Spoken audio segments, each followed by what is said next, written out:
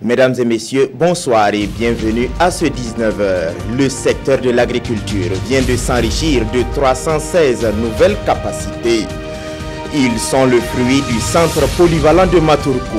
Dans ce journal, nous vous ferons vivre les points marquants de leur cérémonie de fin de formation. Dans cette édition, nous allons également jeter un regard sur le paludisme et nous irons à Dédougou pour voir comment se déroule la campagne chimio-prévention du paludisme saisonnier. Une campagne qui va coûter près de 500 millions de francs CFA dans la région de la boucle de Moune. Ce sont là les titres qui seront développés tout à l'heure. Mesdames et messieurs, bonsoir. Allons directement au centre polyvalent de Maturku, ce centre qui forme des agents, des techniciens, des ingénieurs en agriculture. Le centre vient de mettre sur le marché de l'emploi 316 compétences prêtes à servir le monde agricole. Mais avant de prendre le chemin de nos campagnes, ils ont tenu une cérémonie pour marquer la fin de leur formation, mais aussi pour mener des activités afin de renforcer les capacités de l'établissement pour accueillir les futures promotions. Les détails avec Karim Ilboudo et Mirel Carole Tougma. De nouvelles compétences au profit du secteur agricole. Plus de 300 agents du centre agricole polyvalent de Maturku, communément appelé Cap Maturku, effectuent ici leur sortie de promotion. Composé entre autres de techniciens supérieurs d'agriculture, de pédologues, de conseillers en agriculture, cette promotion a pour nom de baptême Victoire sur l'insécurité alimentaire. Pour les premiers responsables de l'institution, c'est un capital humain à même de mettre leurs compétences au profit du monde rural. Nous mettons à la disposition du ministère 316 personnes. C'est quelque chose de très important, extrêmement important pour le développement agricole dans notre pays. En fait, tous sont issus soit du concours direct ou du concours professionnel, ce qui veut dire qu'ils vont être immédiatement employés par le ministère de l'Agriculture dans les différentes directions régionales, dans les projets et programmes du ministère, et ils sont prêts pour le combat.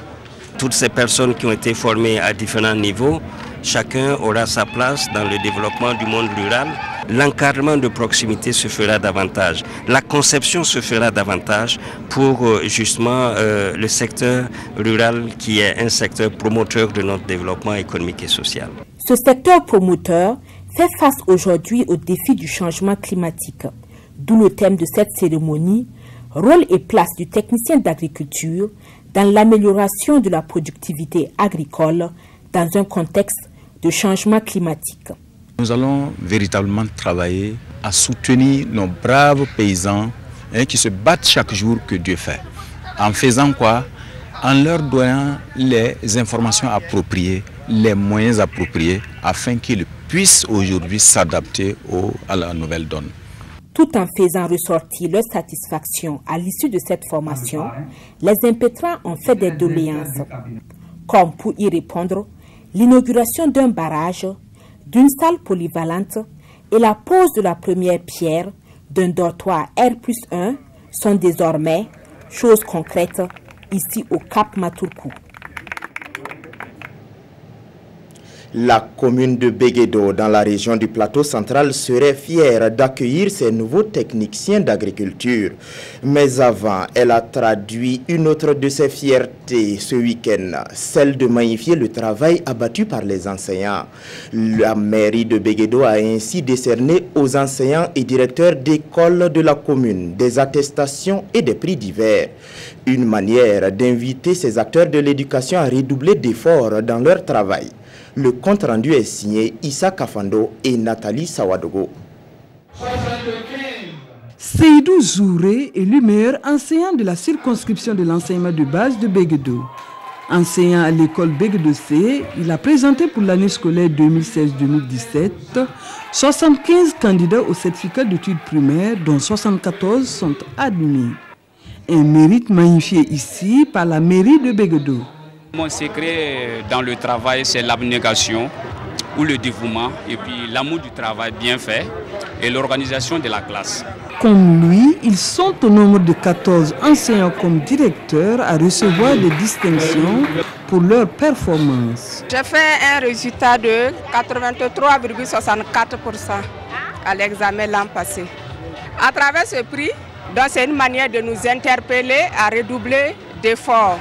Pour l'année 2016-2017, la SEB enregistre respectivement un taux de succès de plus de 77% au CEPE et 41,54% à l'entrée en 6e, soit un bond de plus de 15%. Nous savons que ce n'est pas facile. Être enseignant, c'est un sacerdoce. Mais nous tenons en tout cas à leur montrer que nous sommes de cœur avec eux et que nous allons toujours les accompagner. Nous sommes obligés d'être aux côtés des premières autorités communales lorsque nous sommes sollicités pour les accompagner dans leurs activités. La circonscription d'éducation de base de Begdo a été créée en septembre 2004 avec 7 écoles. De nos jours, elle compte 14 écoles primaires publiques.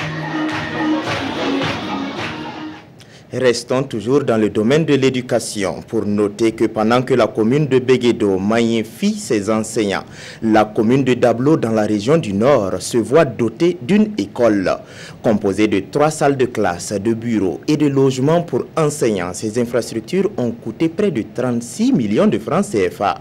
Et c'est l'œuvre de l'association Faso Bara, nous informent Oscar Soulama et Oumou Sissé.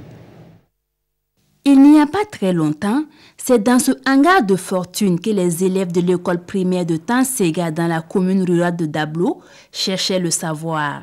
Aujourd'hui, ils bénéficient de meilleures conditions de travail et d'apprentissage grâce à l'association Faso Bara. Faso Bara, dans ses stratégies, s'adresse aux autorités pour les différentes infrastructures sociales qu'elle réalise.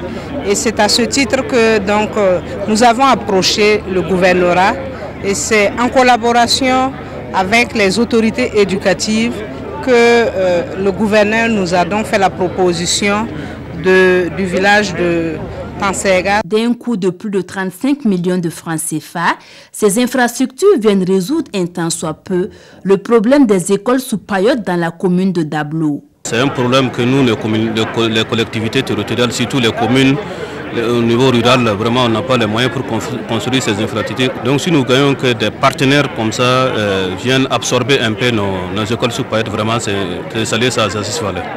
Donc avec ces joyaux qu'ils viennent d'avoir, je crois qu'ils sont en tout cas parés de tout cela et ils vont en tout cas mieux travailler et avoir de bons résultats. Le complexe scolaire de Tansega est composé de 3 salles de classe, de 2 blocs de latrines et d'un logement pour enseignants.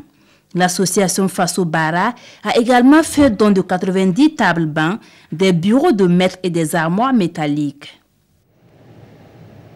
Eux ne vont pas à l'école ou disons qu'ils ne sont plus à l'école. Néanmoins, ils ont bénéficié d'une formation en coupe-couture, en mécanique 2 roues et en tissage. Eux, ce sont 50 jeunes réfugiés du camp de Goudébou. Leur formation a été initiée par le Conseil danois pour les réfugiés en collaboration avec l'UNICEF. La cérémonie de remise des attestations vous est comptée par Bourema Kane et Sédou Zon.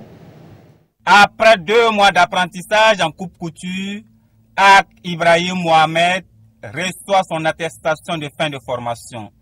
Comme lui, ils sont 49 autres jeunes réfugiés sur les camps de Goudébou qui ont bénéficié de cette formation en coupe-couture, en mécanique 2 roues et en tissage teinture. C'est un programme mis en œuvre par le Conseil danois pour les réfugiés DRC et financé par l'UNICEF. Cette activité a été longtemps sollicitée par les jeunes et enfants réfugiés.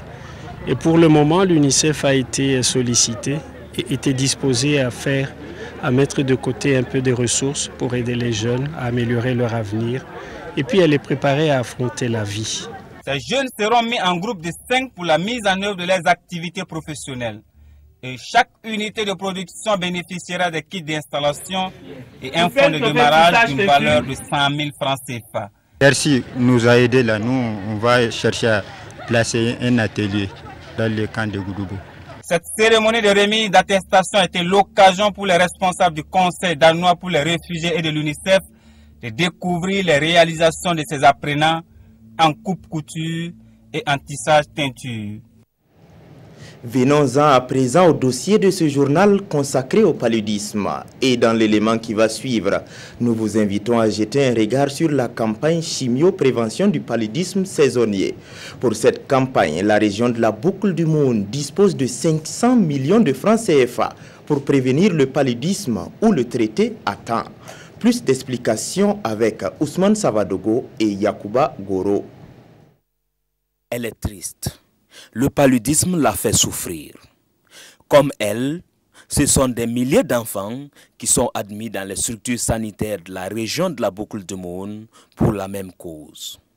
Depuis janvier 2017, ce sont en tout plus de 660 000 cas de paludisme qui ont été enregistrés parmi une population totale de près de 2 millions de personnes dans cette région du Burkina. Mon enfant souffre du paludisme. Il grelotte et son corps est chaud. Depuis hier, on trempe le pain dans l'eau pour le couvrir.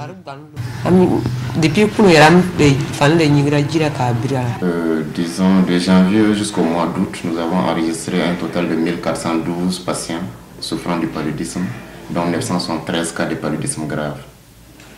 De 973 cas de paludisme grave, nous avons enregistré 63 cas de décès. Pour l'heure, les efforts sont perceptibles sur le terrain et les initiatives du département en charge de la santé vont de la prévention à la prise en charge des malades. Et qui passe par la distribution des moustiquaires imprégnés. Également, nous avons des stratégies que nous appelons la chimio-prévention saisonnière du paludisme, qui est une stratégie de prévention qui cible les enfants de moins de 5 ans. Et là, il s'agit de donner des médicaments aux enfants de moins de 5 ans pendant 4 mois. Les 4 mois, c'est la période de haute transmission, de juillet à octobre. Le suivi journalier montre en tout cas une moyenne de... Quand on veut calculer, on est dans les... En tout cas, pour une molécule comme l'artésunate, qui est en tout cas le protocole de première en tout cas, intention, pour l'artésunate, nous pouvons chiffrer les chiffres du mois à 800, 900 flacons, voilà, pour les enfants. Il y a toujours des petits soucis. À partir du moment où nous devons nous approvisionner seulement à la CAMEG, bon, quand nous voulons nous approvisionner, s'il n'y a pas la molécule au niveau de la CAMEG, donc on a des problèmes en droit pour le rendre disponible. C'est ça la difficulté. Pour prévenir le paludisme, il faut avoir un cadre de vie assaini et se protéger surtout des moustiques. Malheureusement, avec ces dépôts d'ordures et des eaux usées, favorables à la prolifération des moustiques, le combat contre le paludisme est loin d'être gagné. Rendons-nous à présent à Banzon, dans la province du Kénédougou, où le conseil régional des Hauts-Bassins a remis le week-end dernier du matériel de salubrité aux femmes de cette localité. Selon les donateurs, ce matériel devrait permettre de rendre cette cité plus attractive afin d'attirer davantage de touristes. On fait le point avec Lamine Karantao et Karim Sissé. Une charrette, des brouettes, une poubelle et des balais, ce sont entre autres le matériel offert aux femmes de Banzon dans le Kénédougou. Le geste est du Conseil régional des Hauts-Bassins. À travers cette action, le donateur veut rendre la ville de Banzon agréable afin d'attirer plus de touristes. Nous sommes dans un contexte où notre région a défini une grande stratégie en matière de tourisme durable. Et nous sommes conscients qu'on ne peut pas développer ce secteur si nous ne mettons pas l'accent sur l'hygiène, l'assainissement de notre cadre de vie. Le maire, tout comme les femmes de la commune rurale de Banzon, ont salué ce geste du Conseil régional des Hauts-Bassins. On avait l'habitude de tenir des journées de salubrité au niveau du CSPS, souvent à la mairie. Puis niveau là, on prend nos balais à la maison et puis nos seaux. Mais si aujourd'hui, on a pu nous remettre du matériel, ça va améliorer notre travail. Je les remercie infiniment. Ce don n'est que le début de la mise en place de la nouvelle stratégie touristique du Conseil régional des Hauts-Bassins. D'autres actions sont en vue afin de faire de la région une destination incontournable dans le secteur du tourisme au Burkina Faso. Ainsi s'achève ce 19h. Merci pour votre aimable attention. Nathalie Kaoré vous retrouve à 20h. Bonsoir.